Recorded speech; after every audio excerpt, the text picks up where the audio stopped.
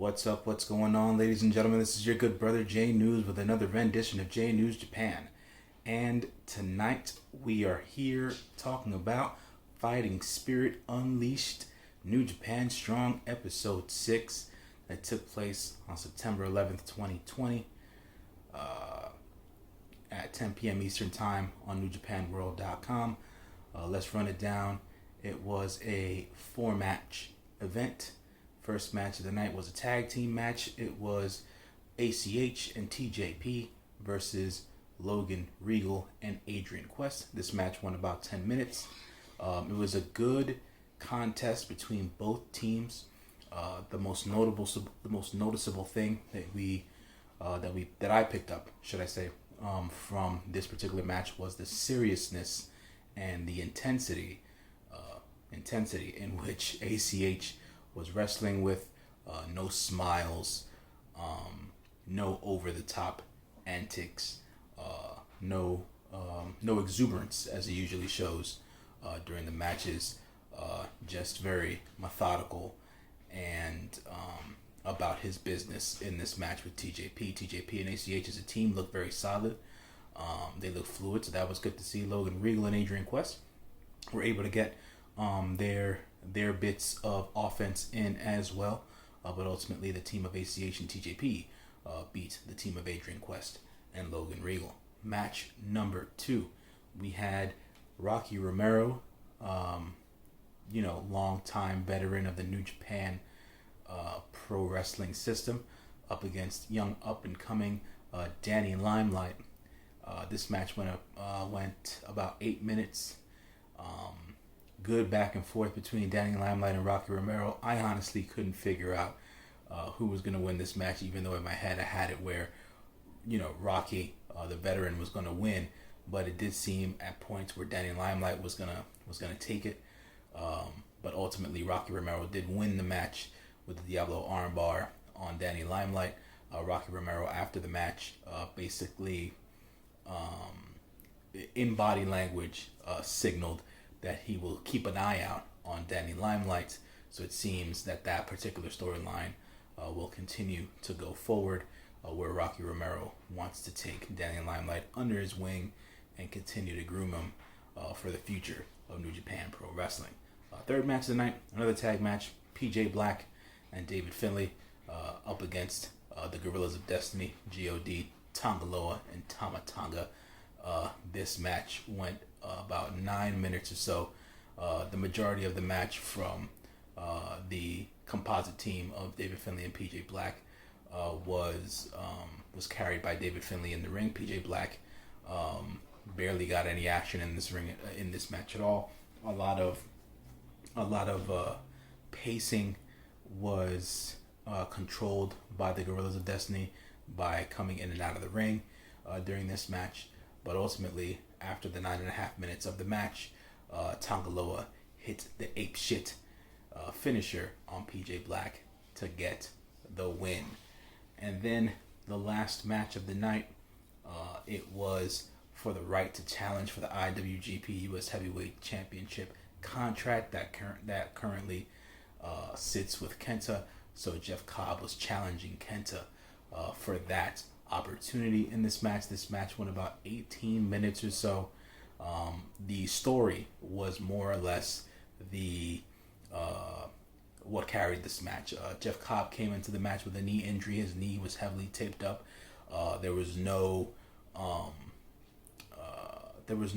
real event that took place which explained Jeff Cobb's knee injury. Kevin Kelly over commentary was just mentioning how hard Jeff Cobb trains and how heavy the weight is that he deadlifts or that he squats or that he leg presses and stuff like that. So any sort of a tweak can definitely hamper an athlete of Jeff Cobb's caliber. So Jeff Cobb went into the match with that heavily taped knee, and obviously Kenta, being the veteran he is and Bullet Club member, went after that knee for the majority of the match. Jeff Cobb was throughout the match trying to get as much offense in as he could off of one leg, still showing off some impressive strength. But the crux, the real meat of this match was Jeff Cobb selling. His ability to sell his knee injury, his ability to make that so believable that I felt during the match, and I was like, dude, like, man, can he really continue? Because he was hobbling, he was biting his wrist tape at times when Kenta had him in a semblance of knee submissions and things of that nature. It was good to see Jeff Cobb's ability to sell in the ring, which made the story during the match really compelling. But at the end of the match, it wasn't just the story of Jeff Cobb's injured knee that made the match what it was. There was still interference by a Bullet Club member, Chase Owens. He came in near the end of the match to interfere. The ref had taken a ref bump that was caused by Kenta. Kenta then gave Jeff Cobb a low blow, but because the ref was down, Kenta was not able to take advantage of a roll-up pinning predicament. Jeff Cobb was able to come back on Kenta in this particular sequence, hit the Tour of the Islands on one leg, and then wasn't able to take advantage to even go for the pin, even though the ref was down. At that point in time, when the ref was down and Jeff Cobb was favoring his knee, is when Chase Owens ends up coming out from the back instead of a new referee to come out and lay out Jeff Cobb some more and interfere in the match some more. During the period of time that Chase Owens is out there, Kenta basically ordered Chase Owens to get that briefcase with the contract in it. Chase Owens slid that briefcase into the ring. Kenta hit Jeff Cobb in the back with that briefcase.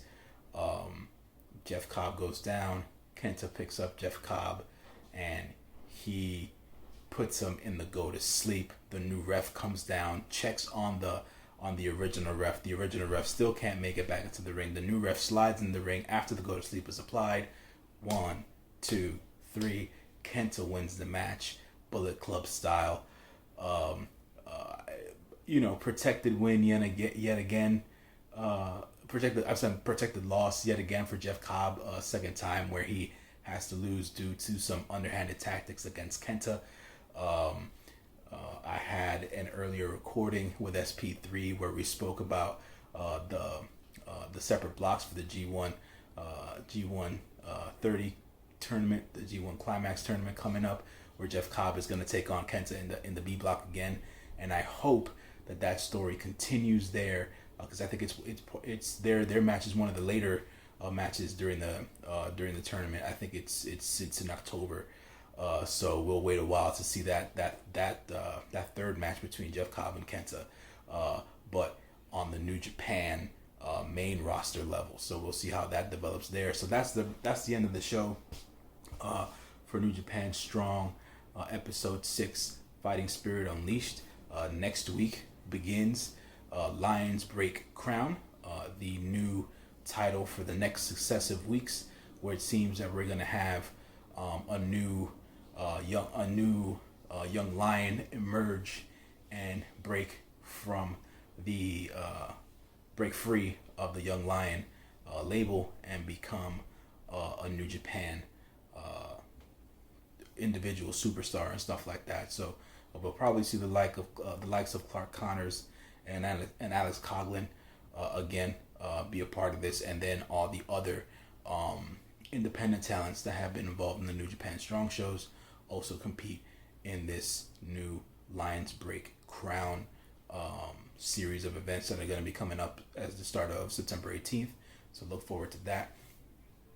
As always, the New Japan Strong shows are pre-taped and uploaded every Friday, 10 p.m. Eastern Standard Time, NewJapanWorld.com or Fight TV.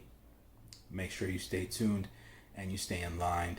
And also, always remember to like, share, comment, and subscribe to the True Heel Heat YouTube channel.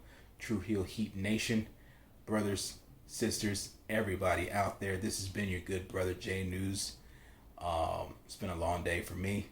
I will be back soon and review the September 9th and September 11th shows for New Japan Road, and you'll also see the upcoming breakdown of the G1 Climax A block and B blocks and the nights between me and SP3. So look forward to that during this week. And be good, y'all. Treat one another well and stay safe out there. I'm about this. Peace.